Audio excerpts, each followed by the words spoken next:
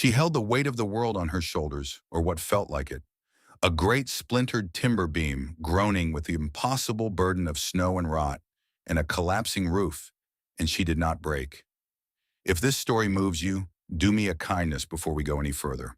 Subscribe to the channel, follow it all the way to the end, because the part that will stay with you comes late, and leave the name of your town down in the comments so we can all watch together how far this story travels.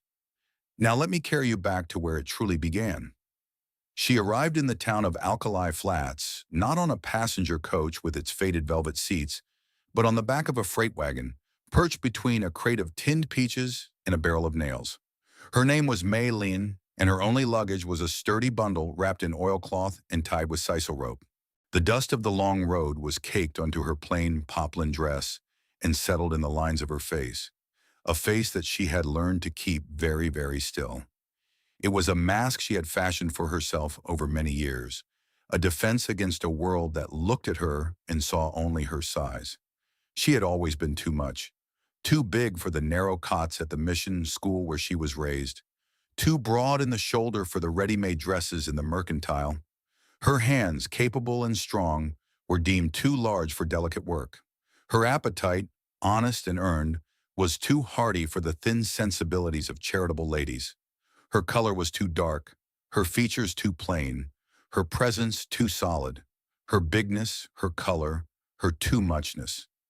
It was a litany she knew by heart, the judgment of a world that preferred its women small and pale and quiet. So she had learned to be quiet. She had learned to make her face a placid lake, betraying none of the currents that ran beneath. She had built an armor of stillness, a fortress of silence. She expected nothing from the world but the chance to do a day's work for a day's wage, and she expected that work to end, for her to be discarded when a prettier or smaller or more conventional option became available. It was the pattern of her life, and she saw no reason for it to change in this dusty, wind-scoured place. She walked from the center of the small town, following the spare directions the wagon driver had given her. She walked toward the Thorn Place, and as she walked, she read the story of the land. The language of the earth was one she understood better than the fickle language of people. The fence posts along the road leaned like tired old men, their bases soft with rot where they met the earth.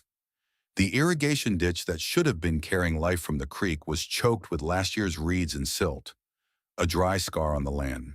The few cattle she saw clustered near the barn had a dullness to their coats and a hollow look in their eyes, the unmistakable sign of thirst and poor forage. The land talked, and she was fluent in its grammar of neglect. She found the man Elias Thorne standing near the barn door. He was a tall, spare man, built of long bones and quiet sorrow. His shoulders were slumped, not from the weight of his work, but from a burden that sat deeper inside him.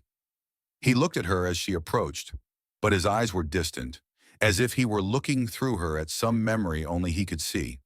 His clothes were worn, and his hands, though calloused, were idle. He was a man who had stopped fighting. "You the one looking for a milker?" she asked. Her voice was low and even, another part of the armor. He nodded slowly, his gaze drifting from her face to the thirsty cattle and back again. "Can you handle a nervous Jersey?" Malin did not answer his question directly. Her eyes were on the hand pump that stood near the trough. She saw the telltale puddle of wasted water at its base, the sign of a poor seal. She looked past it, toward the dry ditch. "They're thirsty," she said, her voice calm and factual. "The creek's running low and the ditch is dry. The leather washer in your pump is cracked. You're losing half your water back down the well with every stroke." The man's distant gaze sharpened. For the first time, he seemed to truly see her. He saw the big woman in the dusty dress, and he heard a truth he had been too tired or too sad to notice himself. A flicker of something, surprise, maybe even shame, crossed his face before he masked it. He straightened his shoulders just a little. "Say that again," he said, his voice raspy. "The washer is cracked," she repeated, her face still. "It needs to be replaced, and the ditch needs to be cleared before the summer burns everything off." Elias Thorne stared at her for a long moment. He was a man drowning in grief, and his farm was drowning with him. He had been looking for a pair of hands, nothing more. But this woman, this stranger, had walked onto his land, and in less than a minute had diagnosed the sickness that was killing it. He hired her. He hired her not because he wanted to, not because she was what he expected, but out of a sudden, sharp stab of desperation. He hired her because she saw what he had long ago stopped seeing. Maylin did not just milk the cows that evening. First, she went to the workshop, a place layered in dust and disuse. She found a scrap of thick harness leather, cut a perfect circle from it with her own knife, and soaked it in the trough until it was pliable. She dismantled the pump with a quiet efficiency, her large hands sure and steady on the cold iron. She replaced the worn, cracked washer with a new one, reassembled the mechanism, and primed it. The sound of the pump handle rising and falling was solid and rhythmic. And then came a sound the farm had not heard in months, a thick, steady gush of clean, cold water splashing into the trough. It was not a trickle or a dribble, it was a torrent of life. The thirsty cattle crowded in, their lowing a chorus of gratitude. From the porch of the small, weathered house, Elias Thorne watched her. He did not speak. He did not offer help. He just watched, a silent, gaunt figure against the fading light. And for the first time in a long time, the silence on his farm felt less like despair and more like contemplation. Inside the house lived a ghost, a small girl with her father's solemn eyes and her dead mother's fine, pale hair. Her name was Sarah, and she was as silent as the dust motes dancing in the sunbeams. She watched Maylin from the shadows of doorways, a wary little animal assessing a new presence in her territory. She never spoke. Maylin knew better than to force a connection. Wounded things needed space to heal. She did not try to talk to the child, did not offer bright smiles or coaxing words. Instead, she created a perimeter of gentle, predictable kindness. The next day, she baked a small, plain honey cake, using the last of the flour in the bin. She ate a piece herself and left another slice on the porch rail, saying nothing. The next morning, it was gone. She would talk to the chickens as she scattered their feed, her low voice a steady murmur. She told them stories from the mission, simple tales of clever monkeys and foolish emperors. She spoke to the Jersey cow as she milked her hands moving with a practiced rhythm. She mended a broken harness on the porch steps, her needle and awl making their own quiet music. She created an atmosphere of competence and calm, a world that ran on quiet, dependable rhythms. One afternoon, as Maylin was working on the harness, Sarah crept out of the house and sat on the top step, just a few feet away. She said nothing. She just sat and watched Maylin's hands work. Maylin did not acknowledge her with more than a slight, slow nod. She continued her work, her presence a solid, unthreatening fact. After a while, Maylin dropped her awl. It rolled under the edge of the steps. Before she could reach for it, a small, pale hand darted out and picked it up. The child held it out to her. Their fingers brushed as Maylin took it. It was a beginning. The farm had one other soul, a hired hand named Silas. He was a crusty old man with a face like a dried apple and one empty sleeve pinned to the shoulder of his shirt.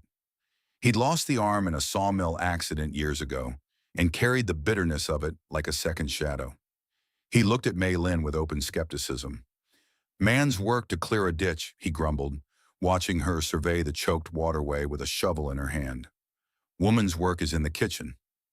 Maylin did not reply. She simply began to work. She dug with a deep, powerful rhythm, her whole body moving as one. She cleared the silt and the tangled reeds, her progress steady and relentless. Silas watched her for an hour, then spat a stream of tobacco juice into the dust and walked away, shaking his head. His conversion came a week later, during the branding. Elias was trying to manage the iron and the fire, while Silas, with his one good arm, struggled to hold a panicked young bull in the chute. The animal, wild with fear and pain, suddenly threw its full weight against the corral gate. The old wood splintered, the latch gave way, and the gate swung open. The bull was halfway out, ready to charge directly at Elias, who was trapped between the fire and the enraged animal. There was no time for shouting. There was no time for thought. Maylin, who had been standing by with a bucket of water, moved. She did not run. She moved with the solid, irresistible force of a landslide. She threw her entire weight and strength into the broken gate, putting her shoulder to the heavy timber. Her feet dug into the dirt for purchase. The bull slammed against the gate again, 1,000 pounds of fury, but she held it. The wood groaned, the hinges screamed, but she did not yield. Her bigness, the quality so often scorned, was now a wall of salvation. She held the gate until Silas could loop a rope over the bull's horns and drag it, bellowing, back into the enclosure. When it was over, there was a stunned silence, broken only by the panting of men and beast. Silas stared at her, his one good eye wide. He looked at her solid frame, the muscles in her back and shoulders corded with effort, and he looked at the splintered gate she still held shut. He spat into the dust again, a long, contemplative stream. "Well, I'll be," he muttered to no one in particular. From that day on, he never questioned her again. One Tuesday, a gleaming black buggy pulled up to the farmhouse, drawn by a handsome bay horse. The man who stepped down was soft and round, dressed in a fine wool suit that seemed out of place in the dusty farmyard. His face was fleshy, and on it was a smile that didn't seem to come from inside him, but rather looked as if it had been set there with a trowel. This was Jedediah Croft, the owner of the bank in Alkali Flats.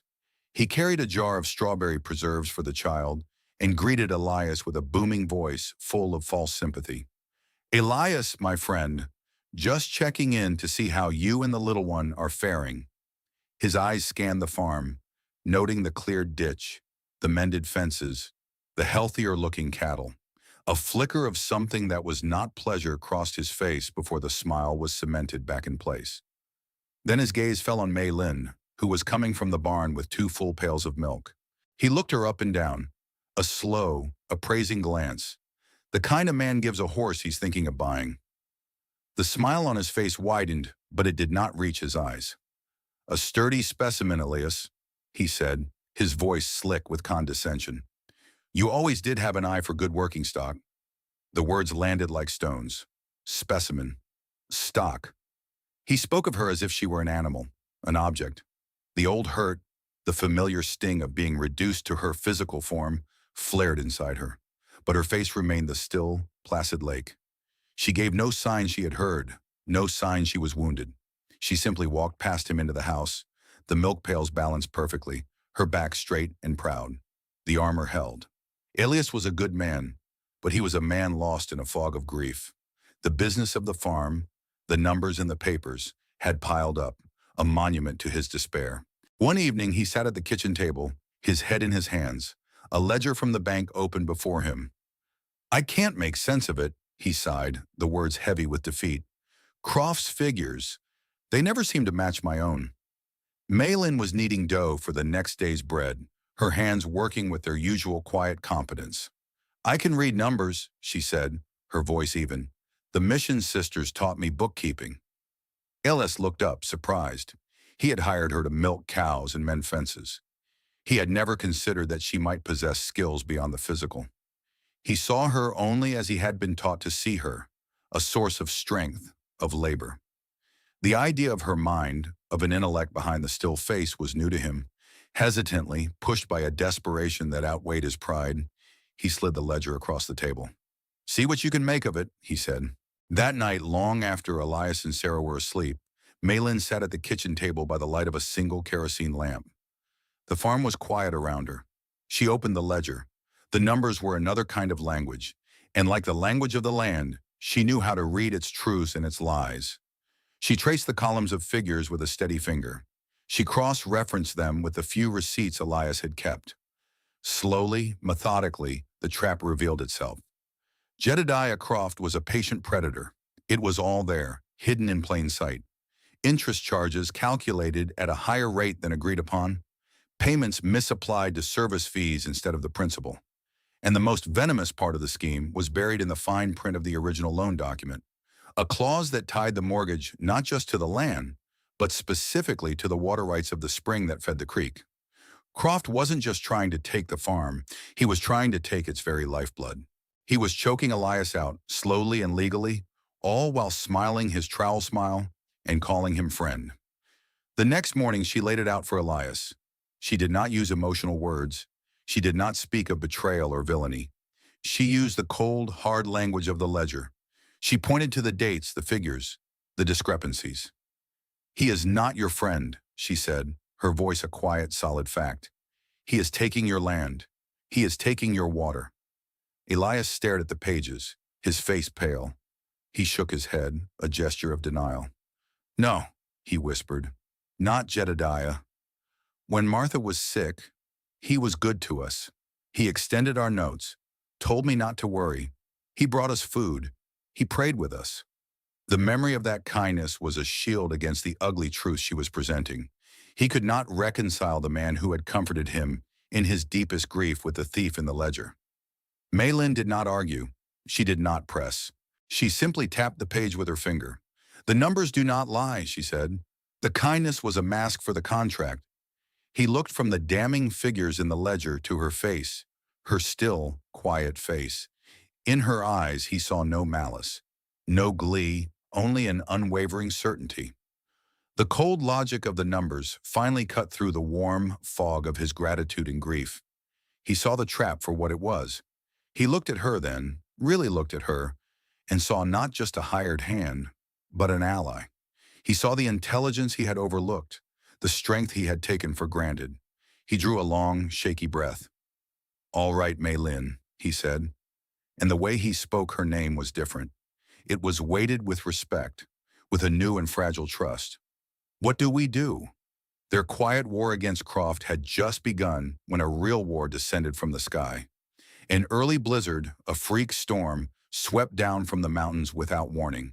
A foot of heavy, wet snow fell in a matter of hours, a crushing weight on the old buildings.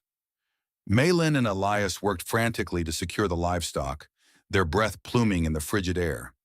Suddenly, a terrible groaning sound came from the main barn. A section of the roof, its timbers weakened by years of rot she had not yet had time to mend, was giving way. Sarah and Silas were inside, trying to calm the frightened animals. Elias shouted their names and ran toward the collapsing structure. He was halfway through the door when a main support beam, a massive timber the size of a tree trunk, cracked under the strain and began to fall. It was directly over him. Silas screamed a warning. Elias froze, looking up at his own death. Maylin moved. She launched herself forward, a blur of motion against the white storm. She didn't have time to push him out of the way. She did the only thing she could. She put herself under the falling beam. She caught it. The impact drove her to her knees in the snow and mud.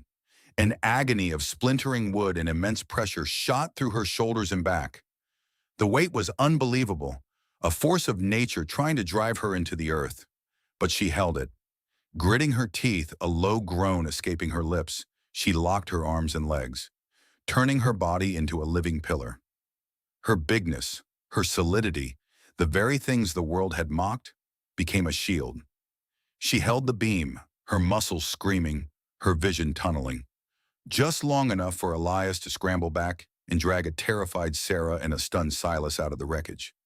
After they were clear, she let her body collapse, rolling away as the beam crashed to the ground where she had been kneeling moments before.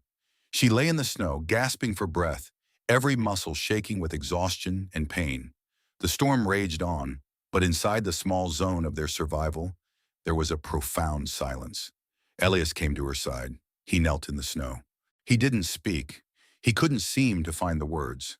Instead, he reached out a trembling hand and laid it gently on her shoulder, right on the spot where the great beam had rested.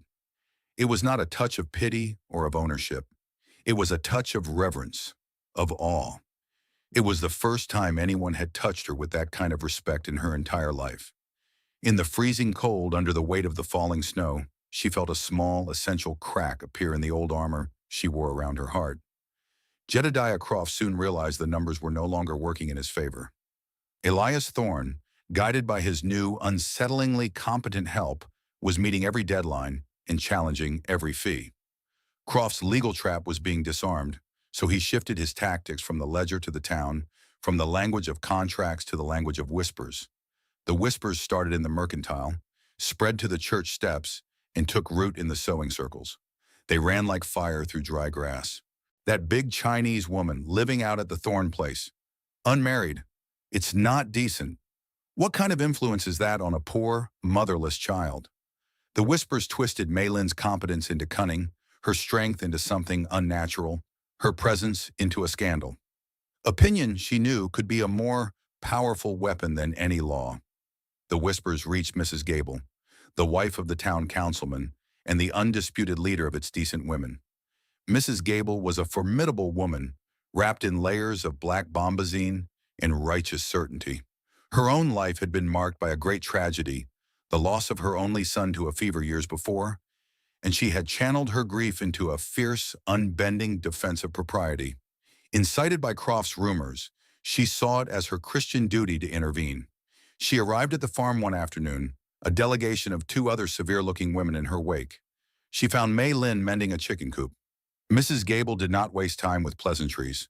She launched her attack, her voice sharp with conviction. She spoke of appearances, of moral laxity, of the sacred duty to protect a child's innocence from improper influence. Mei Lin listened. She stood up, brushing wood shavings from her apron, and faced the woman. Her face was still, her expression unreadable. She let Mrs. Gable exhaust her accusations, her words hanging in the quiet country air. When the tirade was over, a tense silence fell. Mei Lin did not defend herself. She did not argue or deny. Instead, she looked deep into Mrs. Gable's eyes, past the anger and the righteousness. "You lost a little one," Mei Lin said. Her voice was not accusatory. It was a simple, quiet statement of fact, imbued with a deep and sorrowful understanding. "A boy, I see it in your eyes. The empty place that never fills up." Mrs. Gable flinched as if struck. Her armor of propriety was pierced by this stranger's shocking intimacy. Her lips parted, but no sound came out. "A child needs steadiness more than sermons," Mei Lin continued, her voice gentle but firm. "A full belly more than fine poplin. Sarah is safe here. She is beginning to heal." The simple, unadorned truth of it, combined with the sudden, painful exposure of her own guarded grief, shattered Mrs. Gable's certainty. The anger drained out of her, leaving her looking suddenly older and more fragile. She stared at Mei Lin, this large, quiet woman who had looked past her public crusade and seen the private wound beneath. Without another word, Mrs. Gable turned and walked back to her buggy, her delegation trailing behind in confused silence. She left the Thorn Farm shaken and forever changed. Jedediah Croft, sensing his control was slipping entirely, decided on a final public act of dominance. He foreclosed on a technicality and called a public auction on the courthouse steps to sell the Thorn Farm. It was a move designed to humiliate Elias and demonstrate to the entire county that Croft was the one who held all the power. The whole town gathered. Croft stood on the top step, his soft body exuding smug confidence. He made a speech, his voice dripping with false sorrow for his dear friend Elias, a man who had fallen on hard times despite all of Croft's generous help. He was a master performer, and some in the crowd nodded in sympathy. Just as the auctioneer raised his gavel, a clear voice cut through the air. "There will be no auction today." Mei Lin stepped forward from the crowd. Elias was at her side, his jaw set. In her hand, she held the bank ledger. She walked to the bottom of the courthouse steps so that she was looking up at Croft. She did not shout.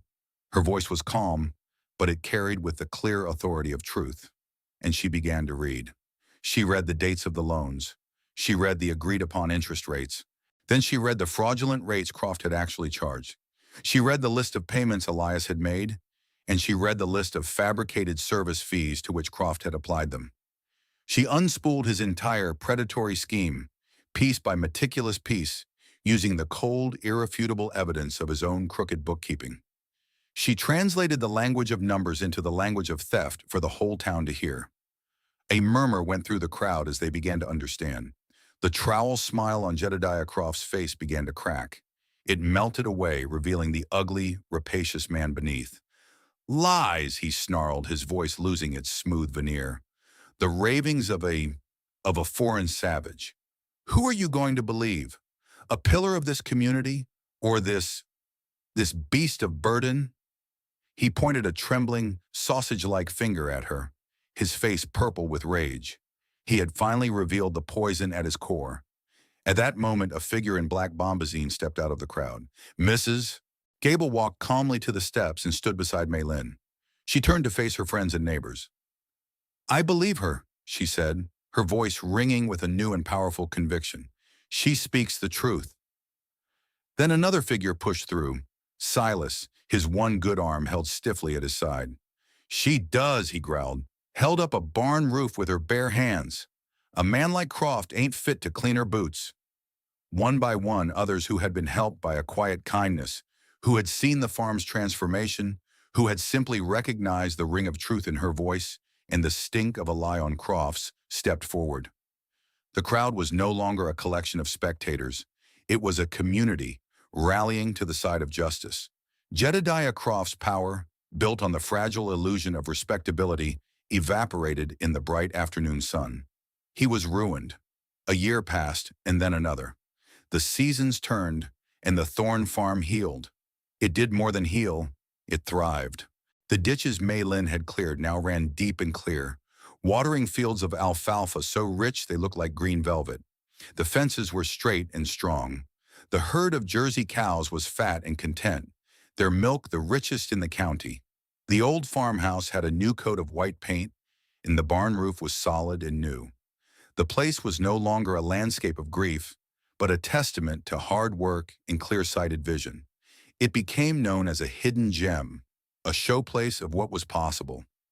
Mei Lin was the undisputed heart of it all.